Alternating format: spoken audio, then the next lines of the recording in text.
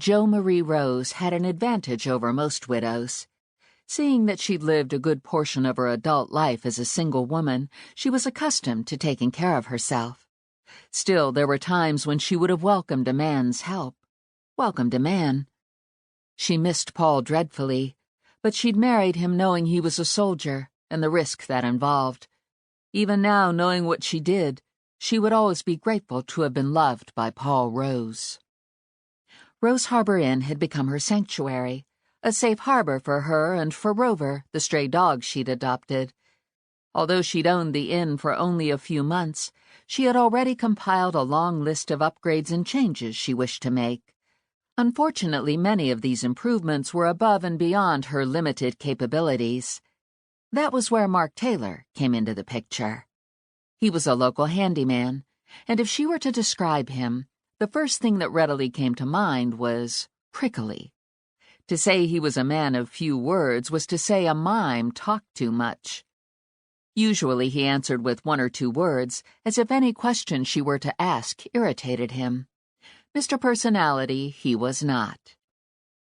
Jo Marie was willing to put up with his gruff ways because he did a good job and at an acceptable price. The problem was that Mark had a habit of taking 3 times longer than necessary to finish a project. As he was keen to remind her, others had hired him too. She wasn't his only customer, and he'd finish in a reasonable amount of time. To be fair, he generally did. What Jo Marie needed, he often reminded her, was a bit more patience. Recently, however, Jo Marie had discovered a secret that had Mark stopping by to work on her project a bit more routinely. Cookies.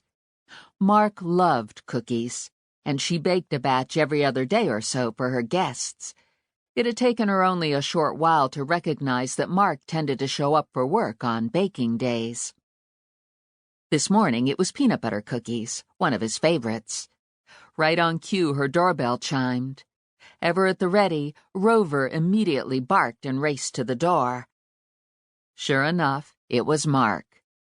"I got your message," he said, sounding none too pleased. He made it seem as if the voicemail she'd left him had upset his all-important schedule. "Good. What do you need this time?" he asked. Rover stood on his hind legs and placed his front paws on Mark's thigh, looking to be acknowledged. Mark grudgingly patted the mutt's head and then, scowling, added, "Down."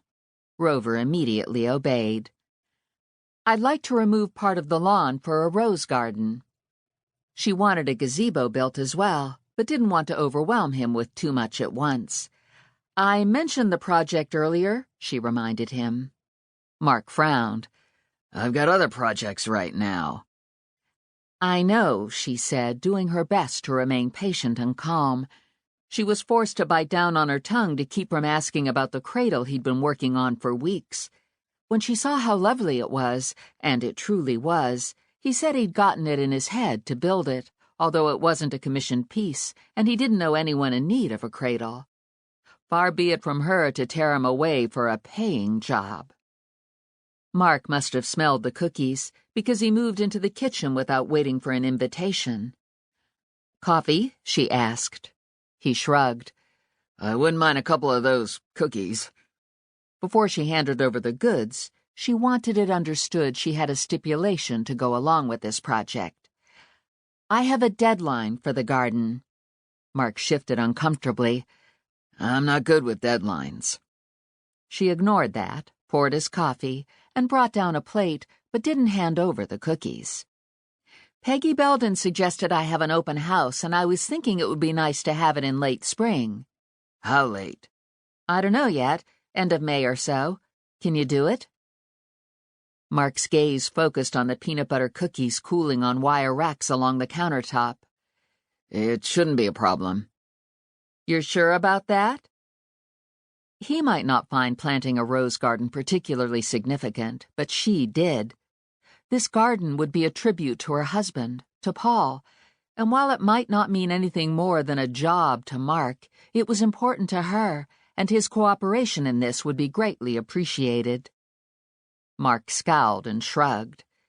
Jo Marie set 2 cookies on the plate and brought it over to the table, where he'd plopped himself down. He'd eaten both by the time she returned with her own coffee and sat across from him. Rover curled up at her feet. "When can you get started?" she asked, unwilling to be put off. "That depends." "On what?" "Where do you want the rose garden?" he asked. "I'd like to have my guests view it as soon as they pull into the driveway." That made sense to Jo Marie. "You'd better show me." "Okay, fine." Reaching for a sweater, she led the way outside. The morning was dark and gloomy, the skies overcast with thick slate-gray clouds that threatened more than the customary March drizzle. Standing on the top porch step, she pointed in the direction that seemed the best choice to her. The chill got to her, and she wrapped the sweater more tightly around herself.